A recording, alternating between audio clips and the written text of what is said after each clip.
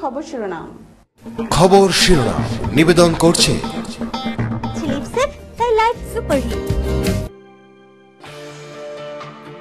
শাহজাহানপুরে সাংবাদিক যোগেন্দ্র সিংকে জ্যান্ত পুড়িয়ে মারার ঘটনায় অবশেষে নড়েচড়ে বসল উত্তরপ্রদেশ সরকার। শনিবার ঘটনার সঙ্গে জড়িত অভিযুক্ত 5 পুলিশ কর্মীকে সাসপেন্ড করা হয়।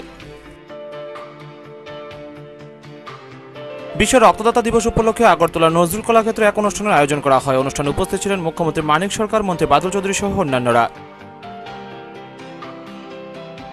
গোমতী জেলার উদ্যান পালন উপ অধিকর্তার কার্যালয়ের উদ্বোধন হল উদয়পুর গোকুলনগরস্থিত এগ্রি কমপ্লেক্সে। এর সূচনা করেন কৃষিমন্ত্রী অঘোর দেববর্মা, ছিলেন মন্ত্রী রতন ভৌমিক এবং মন্ত্রী নরেশ জমাতিয়া সহ অন্যান্যরা।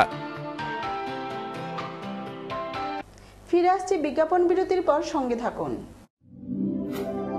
স্বাগত। এখন খবর বিস্তারিত। শাহজাহানপুরে সাংবাদিক যোগেন্দ্র সিংকে জ্যান্ত পুড়িয়ে মারার ঘটনায় অবশেষে নড়েচড়ে বসল উত্তরপ্রদেশ সরকার। শনিবার ঘটনার সঙ্গে জড়িত অভিযুক্ত 5 পুলিশ কর্মীকে সাসপেন্ড করা হলো। শাহজাহানপুরে সাংবাদিক যোগেন্দ্র সিংকে জ্যান্ত পুড়িয়ে মারার ঘটনায় অবশেষে নড়েচড়ে বসল উত্তরপ্রদেশ সরকার। শনিবার সাসপেন্ড করা হলো ঘটনার সঙ্গে জড়িত থাকায় অভিযুক্ত 5 পুলিশ কর্মীকে। সাসপেন্ড হওয়া পুলিশ কর্মীদের মধ্যে আছেন কোতোয়ালি পুলিশ স্টেশনের ইন্সপেক্টর প্রকাশ রায়, 2 সাব ইন্সপেক্টর ও 2 কনস্টেবল। সোশ্যাল মিডিয়ায় উত্তরপ্রদেশের ডেয়ারি মন্ত্রী রামমূর্তির বিরোধিতা করে কিছু লিখেছিলেন যোগেন্দ্র সিং। কেন ডেয়ারি মন্ত্রীর বিরোধিতা করেছেন যোগেন্দ্র তা নিয়ে তদন্ত করতে 1 জুন তার বাড়ি যায় পুলিশ বাহিনী। অভিযোগ, সেখানে তার গায়ে আগুন ধরিয়ে দেওয়া হয়। দগ্ধ অবস্থায় যোগেন্দ্রকে হাসপাতালে ভর্তি করা হয়। 8 জুন হাসপাতালেই তার মৃত্যু হয়। হাসপাতালে ওই অবস্থাতেই যোগেন্দ্র জানান, রামমূর্তি বর্মার গুন্ডারা তাকে পুড়িয়ে মারার থেকে মারধর করতে পারত। তিনি প্রকাশ রায়ের নামেও অভিযোগ করেন। दीवार पान के अंदर घुसा है। कौन? श्री प्रकाश राय और 5 पुलिस वाले सब लोग पिस्टल ताने थे। लोगों ने बहुत पहले मारा, फिर पेट्रोल डाल के आग लगा दी। दीवार पान के अंदर घुसे, गिरफ्तार करना था गिरफ्तार कर लेते, मुझे मारा, आग क्यों लगा दी। प्रकाश राय था, उसके साथ 5 पुलिस वाले थे और गुफरान था। श्री प्रकाश राय कोतवाल है। যোগেন্দ্র বয়ানের এই ভিডিও প্রকাশ্যে আসার পরই হইচই পড়ে যায়। ইতিমধ্যে এই ঘটনায় সিবিআই তদন্ত চেয়ে এলাহাবাদ হাইকোর্টে একটি পিআইএল দায়ের করেছে একটি एनजीओ। मंत्री पद से हटाया जाए, उसके बाद उनकी गिरफ्तारी हो, जो अन्य अभियुक्त हैं उनकी भी गिरफ्तारी हो जल्द से जल्द, और सीबीआई जांच की मांग चाहते हैं हम। अभी तो बिल्कुल भी संतुष्ट नहीं, अभी तो कोई कार्रवाई ही नहीं हुई, तो हम संतुष्ट कहाँ से होंगे? जब कार्रवाई हुई तभी तो संतुष्ट होंगे। पूर्व सांसद मिलेश कुमार जी आए थे, लेकिन वो साताना देने के बजाय हमारे कष्ट को बढ़ाने आए थे। वो हमारे पापा को ही अपराधी छवि का बताते थे। तो उनसे मैं कहना चाहूंगा कि क्या उन्होंने मंत्री जी की अपराधी छवि जानने की कोशिश की है? क्या उन पे कितने मुकदमे के जानने की कोशिश की है? अगर माननीय मुख्यमंत्री अखिलेश यादव जी को पता चल जाए कि उन्होंने सपा सरकार में कितना बड़ा गुंडा पाल रखा है। ब्यूरो रिपोर्ट, खबर त्रिपुरा। বিশ্ব রক্তদাতা দিবস উপলক্ষে আগরতলা নজরুল কলাক্ষেত্রে এক অনুষ্ঠানের আয়োজন করা হয়। অনুষ্ঠানে উপস্থিত ছিলেন মুখ্যমন্ত্রী মানিক সরকার, মন্ত্রী বাদল চৌধুরী সহ অন্যান্যরা। 14 জুন বিশ্ব রক্তদাতা দিবস। এ দিবস উপলক্ষে রাজ্যের মূল অনুষ্ঠানটি অনুষ্ঠিত হয় রাজধানীর নজরুল কলাক্ষেত্রে। রক্তের গ্রুপ আবিষ্কারক ডক্টর কার্লেন স্টেইনারের জন্মদিনটিকে বিশ্ব রক্তদাতা দিবস হিসেবে পালন করা হয়। স্বাস্থ্য ও পরিবার কল্যাণ দপ্তরের উদ্যোগে আয়োজিত এই অনুষ্ঠানে ছিলেন মুখ্যমন্ত্রী মানিক সরকার, স্বাস্থ্যমন্ত্রী বাদল চৌধুরী, আগরতলা পুর নিগমের মেয়র ডক্টর প্রফুল্লজিৎ সিনহা সহ স্বাস্থ্য দপ্তরের অন্যান্য আধিকারিকরা। অনুষ্ঠানের শুরুতে ডক্টর কার্লেন স্টেইনারের প্রতিকৃতিতে পুষ্পার্ঘ্য অর্পণ করে শ্রদ্ধা জানানো হয়। কার্লেন স্টেইনার, যিনি রক্তের গ্রুপের উদ্ভাবক বা আবিষ্কর্তা, যাই বলি না কেন আমরা, তার জন্মদিনকে স্মরণে রেখে বিশ্ব স্বাস্থ্য সংস্থা এই দিবসটি রক্তদাতা দিবস হিসাবে প্রতিপালন করে আসছে।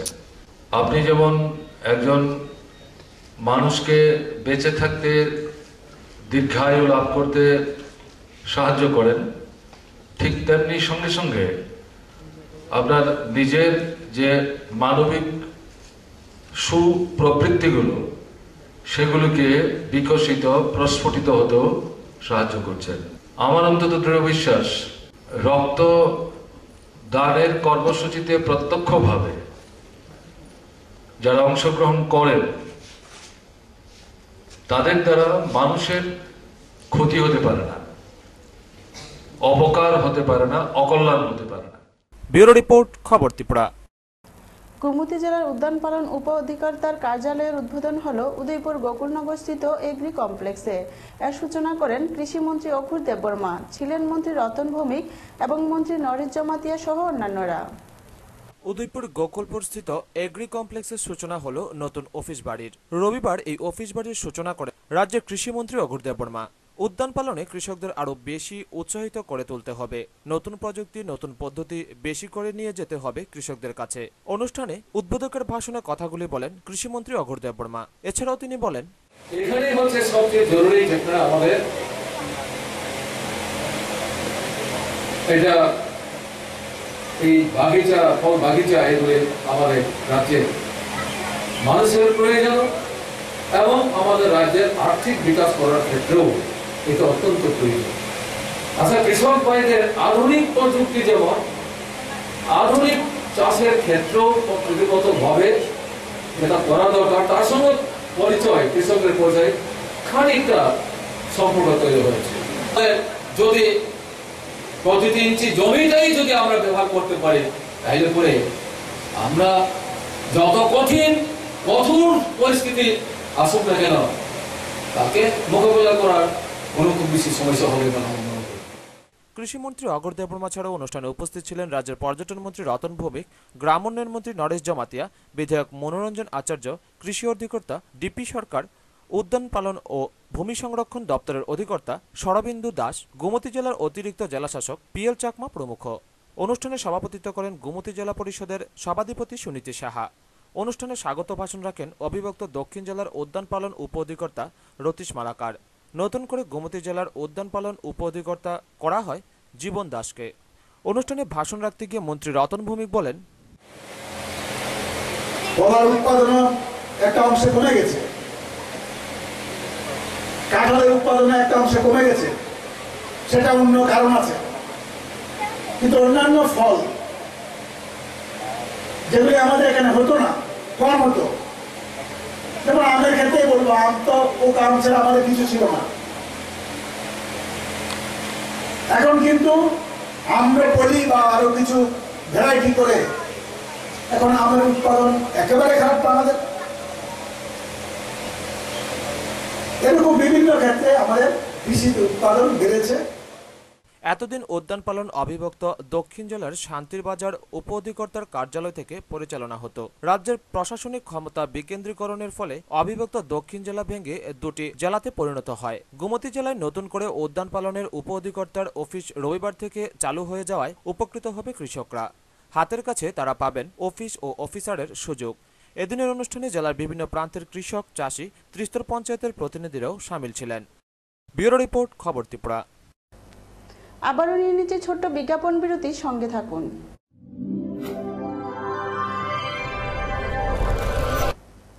বিজ্ঞাপন বিরতির পর আবারও স্বাগত। ত্রিপুরা অ্যারাবিক এডুকেটেড ফোরামের উদ্যোগে 2015 মাদ্রাসা আলিম এবং মাদ্রাসা ফাজিল পরীক্ষায় প্রথম বিভাগে উত্তীর্ণদের এবং উচ্চ মাধ্যমিক পরীক্ষায় চতুর্থ স্থান অধিকারিণী রাজ্যের প্রথম মুসলিম ছাত্রীকে সংবর্ধনা দেওয়া হলো। অনুষ্ঠানে উপস্থিত ছিলেন মন্ত্রী শহীদ চৌধুরী সহ অন্যান্যরা। রবিবার সোনামুড়া স্পোর্টস কমপ্লেক্স হলঘরে ত্রিপুরা অ্যারাবিক এডুকেটেড ফোরামের উদ্যোগে 2015 সালের টিবিএসসি পরিচালিত মাদ্রাসা আলিম এবং মাদ্রাসা ফাজিল পরীক্ষার্থীদের মধ্যে প্রথম বিভাগে উত্তীর্ণ ছাত্রছাত্রীদের উচ্চ মাধ্যমিক পরীক্ষায় মেধা তালিকায় চতুর্থ স্থান অধিকারিণী রাজ্যের প্রথম মুসলিম ছাত্রী এবং ত্রিপুরা জয়েন্ট এন্ট্রান্সের পিসিবি এবং পিসিএম গ্রুপে প্রথম 50 জনের মধ্যে কৃতকার্য সংখ্যালঘু মুসলিম ছাত্রছাত্রীদের বিশেষ সংবর্ধনা দেওয়া হয়। এই সংবর্ধনা অনুষ্ঠানে উপস্থিত ছিলেন রাজ্যের সংখ্যালঘু কল্যাণ এবং ক্রীড়া দপ্তরের মন্ত্রী শহীদ চৌধুরী, বিধায়ক শ্যামল চক্রবর্তী, মহকুমা ওয়াকফ কমিটির চেয়ারম্যান শামসুল হক, যুগ্ম অধিকর্তা সংখ্যালঘু কল্যাণ দপ্তর মুসলিম উদ্দিন সহ অন্যান্যরা। উক্ত সংবর্ধনা অনুষ্ঠানে বক্তব্য রাখতে গিয়ে মন্ত্রী শহীদ চৌধুরী বলেন,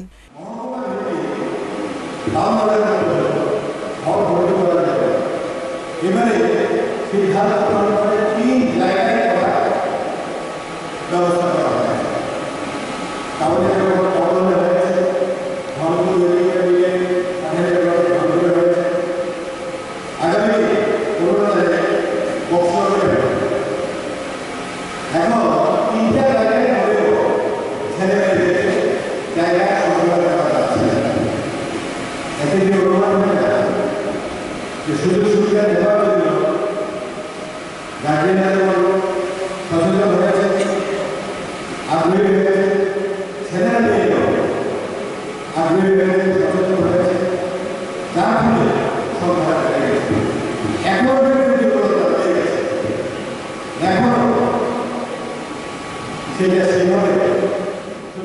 এদিন মোট 20 জন কৃতি ছাত্রছাত্রীদের সংবর্ধনা দেয়া হয়। উক্ত অনুষ্ঠানে মাদ্রাসার ছাত্রছাত্রী সহ শিক্ষকদের উপস্থিতি ছিল লক্ষণীয়। টুটন চৌধুরীর রিপোর্ট, খবর ত্রিপুরা। চণ্ডীপুর ব্লকের অন্তর্গত বিলাসপুর গ্রাম পঞ্চায়েতের উদ্যোগে এলাকাবাসীদের মধ্যে প্রদান করা হলো পানীয় জলের ফিল্টার। অনুষ্ঠানে উপস্থিত ছিলেন মন্ত্রী তপন চক্রবর্তী সহ অন্যান্যরা। চণ্ডীপুর ব্লকের অন্তর্গত বিলাসপুর গ্রাম পঞ্চায়েত কেন্দ্র সরকারের কাছ থেকে 2013 সালে আদর্শ গ্রাম পঞ্চায়েত হিসেবে স্বীকৃতি পেয়ে 8 লক্ষ টাকা পুরস্কার পেয়েছিল। বিলাসপুর আদর্শ গ্রাম পঞ্চায়েত হিসেবে পানীয় জলের আদর্শ ফিল্টার বিতরণের অনুষ্ঠান অনুষ্ঠিত হয় রবিবার সকাল 10টায় ডুলুগাঁও দ্বাদশ শ্রেণী বিদ্যালয়ে। অনুষ্ঠানে প্রদীপ প্রজ্বলন করে উদ্বোধন করেন ত্রিপুরা সরকারের শিক্ষা বাণিজ্য দপ্তরের মন্ত্রী তপন চক্রবর্তী। তাছাড়া অনুষ্ঠানে উপস্থিত ছিলেন ত্রিপুরা সরকারের বিধানসভার সদস্য বিধায়ক টুনুবালা মালাকার, ঊনকোটি জেলা পরিষদের সভাধিপতি কল্পনা দেবনাথ, উত্তর ত্রিপুরা জেলার প্রাক্তন সহসভাপতি লক্ষণ কর, চণ্ডীপুর ব্লকের পঞ্চায়েত সমিতির ভাইস চেয়ারম্যান পুলিন পাল ও চণ্ডীপুর ব্লকের পঞ্চায়েত সমিতির সদস্য কৃষ্ণ কুমার সিংহ প্রমুখ। অনুষ্ঠানে সভাপতিত্ব করেন বিলাসপুর গ্রাম পঞ্চায়েতের প্রধান কাঞ্চন কর। 450 জনকে অনুষ্ঠানে জলের ফিল্টার প্রদান করা হয়। এতে খরচ হয় 4,05,000 টাকা। অনুষ্ঠানে ভাষণ রাখতে গিয়ে মন্ত্রী তপন চক্রবর্তী বলেন, তার মধ্যে একমাত্র বিলাসপুর গ্রাম পঞ্চায়েত আদর্শ গ্রাম পঞ্চায়েত হিসাবে বিবেচিত হয়েছে এবং সেটা করেছেন ভারত সরকার। এতে গোটা বিলাসপুর গ্রাম পঞ্চায়েতের সমস্ত অংশের মানুষ এই কৃতিত্বের অধিকারী। মনে করুন যে সরকার টাকা দিচ্ছে আপনাকে ভালো ভালো কাজগুলো করবার জন্য, আপনারা যদি না করেন হয় টাকা অপচয় হবে, না হয় টাকা খরচ হবে, পঞ্চায়েত পিছনে গেল। আর সরকারের নির্দেশ অনুযায়ী প্রত্যেকটা কাজ করার মধ্য দিয়ে আপনি যদি চলতে পারেন, কুমারঘাট, তারপর পেচারথল, তারপর গঙ্গাঘাট, তারপরে এই যে হাইয়েস্ট ম্যান্ডেজ ক্রিয়েট হলো, তার মধ্যে বিলাসপুর গ্রাম পঞ্চায়েত 89 ম্যান্ডেজের কাজ করেছে। টোটাল কত লক্ষ টাকার কাজ হয়েছে গত বছর?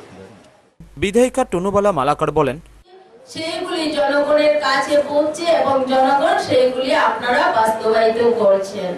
তাই জন্য রাজ্যের সরকার হাতের কাছে ব্লক, হাতের কাছে গ্রাম পঞ্চায়েত, পঞ্চায়েত অফিস এবং একটা গ্রামকে সাজানোর জন্য, মানুষ তার সরকারি পরিষেবা পাওয়ার জন্য একটা গ্রাম পঞ্চায়েতকে কেন্দ্র করে, তার পাশাপাশি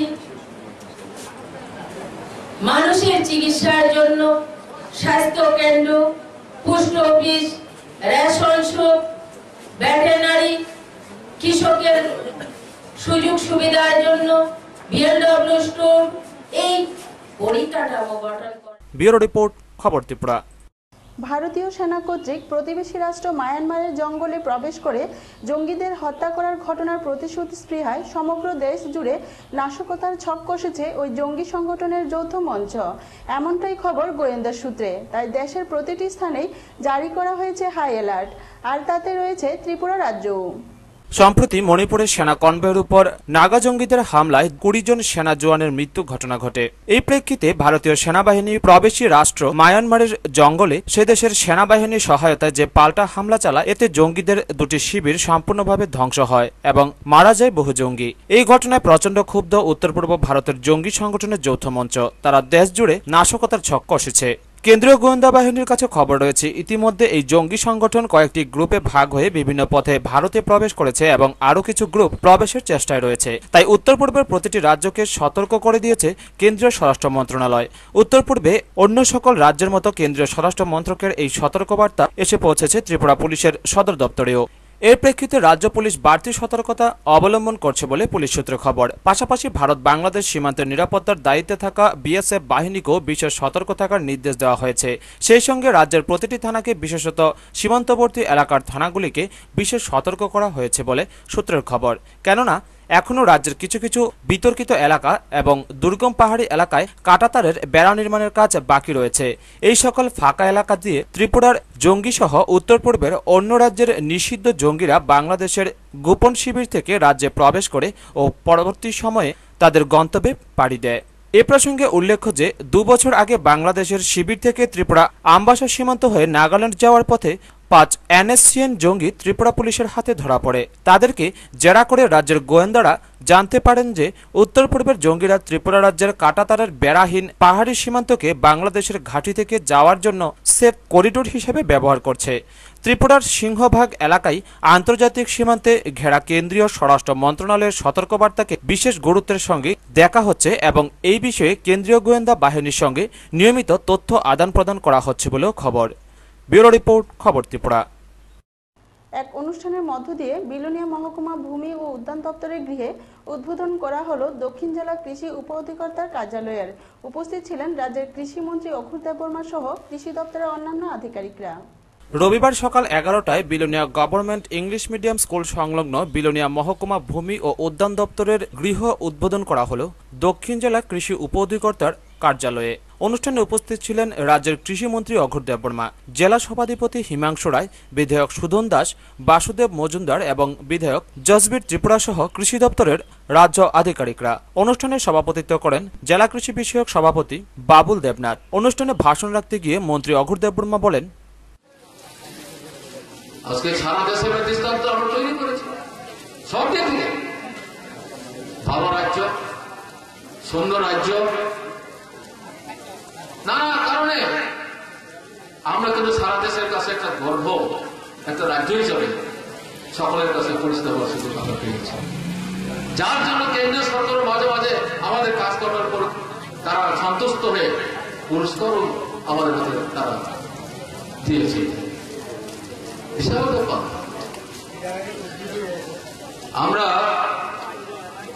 আমরা ছোট্ট রাজ্য, দুর্ভর, এইরকম। ব্যুরো রিপোর্ট, খবর ত্রিপুরা। আগামী 11 জুলাই অনুষ্ঠিত হবে নবস্বাক্ষরদের চূড়ান্ত মূল্যায়ন।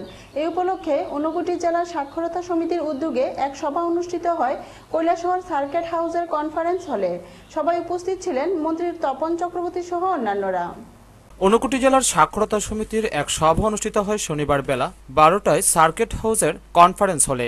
এই সভায় উপস্থিত ছিলেন রাজ্যের শিক্ষামন্ত্রী তপন চক্রবর্তী, জেলা শাসক মৃণালকান্তি নাথ, জেলা পরিষদের সভাপতি কল্পনা দেবনাথ এবং গৌরনগর পঞ্চায়েত সমিতি ও চণ্ডীপুর পঞ্চায়েত সমিতি, কুমারঘাট পঞ্চায়েত সমিতি, পেচারথল ব্লকের পঞ্চায়েত সমিতির চেয়ারম্যান, ভাইস চেয়ারম্যান সহ জনপ্রতিনিধিরা এবং বিভিন্ন দপ্তরের আধিকারিকবৃন্দ। এদিনের সভার উদ্দেশ্য হল 11 জুলাই নবস্বাক্ষরদের চূড়ান্ত মূল্যায়ন হবে তার প্রস্তুতি। জেলায় 4টি ব্লকে 1100 নবস্বাক্ষর ক্লাস ও স্ট্যান্ডার্ডের মূল্যায়নে পরীক্ষায় বসবে। সঙ্গে সঙ্গে নবস্বাক্ষরদের স্কিল ডেভেলপমেন্ট প্রোগ্রাম নিয়েও আলোচনা করা হয়। নবস্বাক্ষরদের স্কিল ডেভেলপমেন্ট প্রোগ্রাম চলছে, সেই ট্রেনিং কিভাবে আরো সুন্দর করে করানো যায় তার বিষয়েও আলোচনা করা হয়। আজকে আমাদের ঊনকোটি জেলা সাক্ষরতা সমিতির মিটিং হয়েছে। মূল উদ্দেশ্য ছিল যে 11 জুলাই এখানে মূল্যায়ন হবে নবস্বাক্ষরদের। সেই মূল্যায়নের প্রস্তুতিটা নিয়ে আমরা এখানে পর্যালোচনা করেছি। আমাদের এই জেলার 4টা ব্লক কোঅর্ডিনেটর, বিডিও যারা ছিলেন, জনপ্রতিনিধিরা, বিএসসি পঞ্চায়েত সমিতি কাজ হবে। 1100-র উপর লার্নার তারা পরীক্ষা করবে। এটা হচ্ছে ইকুইভ্যালেন্সি টেস্ট হবে, মানে ক্লাস 3 স্ট্যান্ডার্ডে তারা উঠবে, তার জন্য এই মূল্যায়ন করবে। এবং সঙ্গে সঙ্গে এই নবস্বাক্ষরদের তাদের স্কিল ডেভেলপমেন্টের জন্য আমরা কর্মসূচি নিয়েছি, এটা চলছে। সেই ক্ষেত্রে স্কিল ডেভেলপমেন্টের কাজটাও, তাদের যে ট্রেনিংটা, সেই ট্রেনিংটাও যাতে আরও ভালোভাবে সব জায়গায় হয় তার জন্য উদ্যোগ তারা নিয়েছে ব্লকে। সেই বিষয়ে ব্যুরো রিপোর্ট, খবর ত্রিপুরা। মাটির দেওয়াল ধসে আহত মা সহ 2 মেয়ে। ঘটনা রবীন্দ্রনগর শান্তিপল্লী উত্তরপাড়া এলাকায়। আশঙ্কাজনক অবস্থায় ছোট মেয়ে পারভিন আক্তারের চিকিৎসা চলছে জিবি হাসপাতালে। সামান্য বৃষ্টিতে মাটির ঘর ধসে আহত একই পরিবারের মা মেয়ে সহ মোট ৩ জন। তার মধ্যে একজনকে গুরুতর অবস্থায় সোনামুড়া থেকে মেলাগড় হাসপাতাল হয়ে জীবিত স্থানান্তরিত করা হয়েছে। অল্পেতে রক্ষা পেয়েছে এই পরিবারেরই নূর হোসেন নামে ১.৫ বছরের শিশু সন্তান। ঘটনা শনিবার সন্ধ্যে প্রায় ৫টায় সোনামুড়া শান্তিপুলি এলাকায় ঝিরঝির বৃষ্টি পড়ছিল। ঘরের মধ্যে ছিলেন রিকশা চালক নজির ইসলামের স্ত্রী আমেনা বিবি ও তার ২ মেয়ে নুরনাহার বেগম ও পারভিন আক্তার। হঠাৎই হুড়মুড়িয়ে ভেঙে পড়ে তাদের মাটির ঘরটির একটি দেওয়াল, সঙ্গে সঙ্গে বাকি দেওয়ালগুলিও ধসে পড়ে। নুরনাহারের ১.৫ বছরের পুত্র সন্তান নূর হোসেন অল্পেতে রক্ষা পেলেও প্রচণ্ডভাবে আহত হয় মা ও ২ মেয়ে। এলাকাবাসীরা ঘটনার আঁচ করতে পেরে ছুটে এসে কোদাল দিয়ে মাটি সরিয়ে আহতদের উদ্ধার করেন। দমকলের কর্মীরা তাদের ঘটনাস্থল থেকে উদ্ধার করে সোনামুড়া হাসপাতালে নিয়ে আসেন। অবস্থা গুরুতর হওয়ায় ৬ষ্ঠ শ্রেণীর পড়ুয়া পারভিন আক্তারকে মেলাগড় হাসপাতাল হয়ে জীবিত স্থানান্তরিত করা হয়। সেখানে পারভিন সংকটজনক অবস্থায় মৃত্যুর সঙ্গে লড়ছে। বাকি ৬ জন সোনামুড়া হাসপাতালে চিকিৎসাধীন। বৃষ্টি হওয়ার পরে এরপরে আমরা তো পাশের বাড়িতে আসছিলাম, তো টাউনে পরে এরপরে আমরা এদিকে খারাপ আসছিলাম। বৃষ্টিটা হওয়ার পরে একটু একদনে আমরা এনে খারিছি, খারানোর পরে এরপরে এমন একটা আওয়াজ হয়েছে, আওয়াজের লগে লগে আমরা দৌড়ে এসি, দেখি তা তারা একটা শিখতে আছে একজনে, আর হের বাবু আছে না টাইনতে আছে। তো এরপরে আবার আর ২টা লোক দিয়ে হেনো ভরে রয়েছে, আমরা কই থাকতাম না। এরপরে হেডারে বার করি সারানো, হেডা কইতেছে আরো লোক আছে হেডার মধ্যে। এরপরে আমরা হেডিও আবার টাইন নেয়া বা আমরা কয়েকজন ফাঁসে হতে আরো শিক্ষুর না আরো সবাই আইছে, কারা দুনিয়ার সবাই এবার টাইন নিয়ে বার করছে। বার করানোর পরে এরপরে এবার একটা বেশি এটা মারতে পারে না, এটা একবার বেশি সিরিয়াল। এরপরে আর হেডা একটু ঠিক করতে পারে, হেডা একটু ঠিক করতে পারে, বাস এরপরে গাড়ি ফোন করছে, এরপরে গাড়ি আইসে আনো পরে তো এরপরে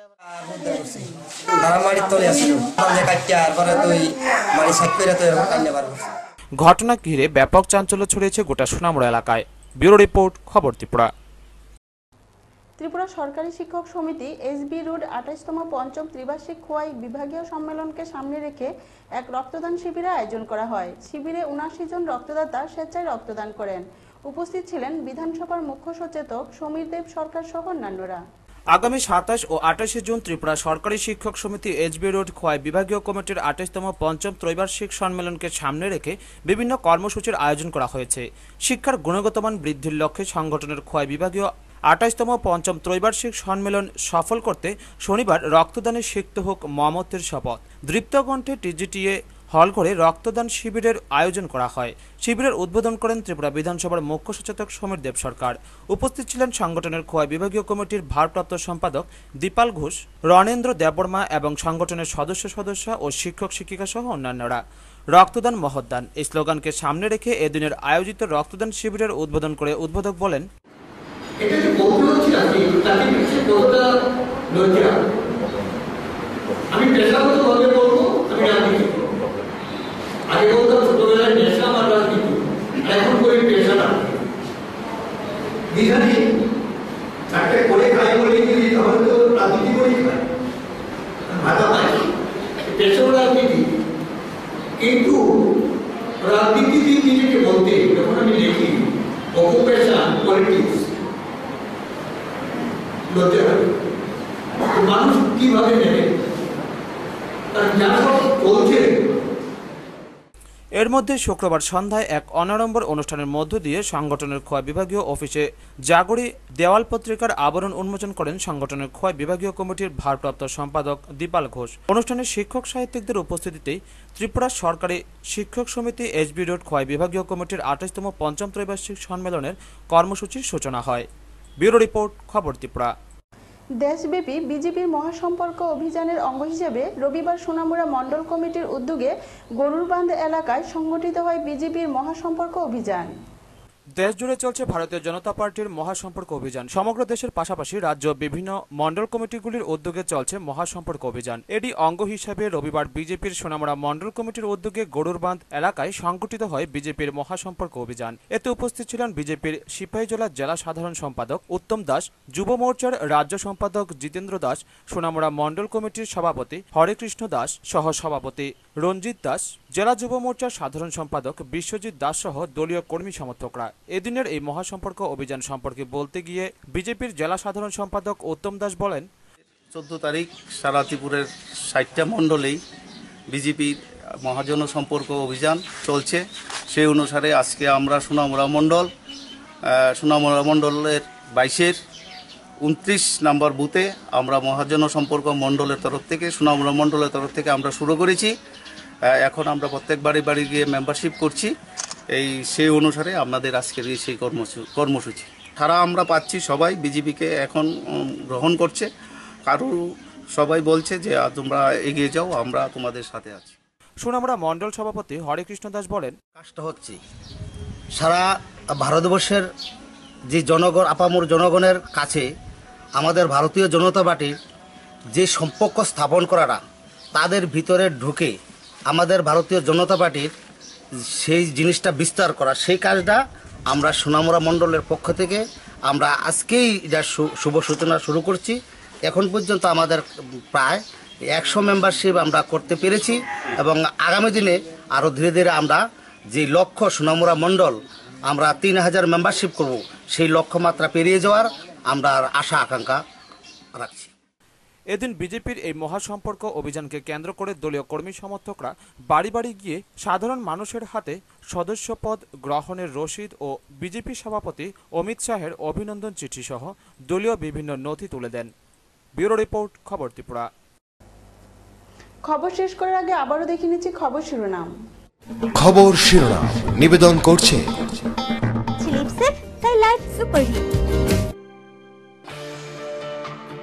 শাহজাহানপুরে সাংবাদিক যোগেন্দ্র সিংকে জ্যান্ত পুড়িয়ে মারার ঘটনায়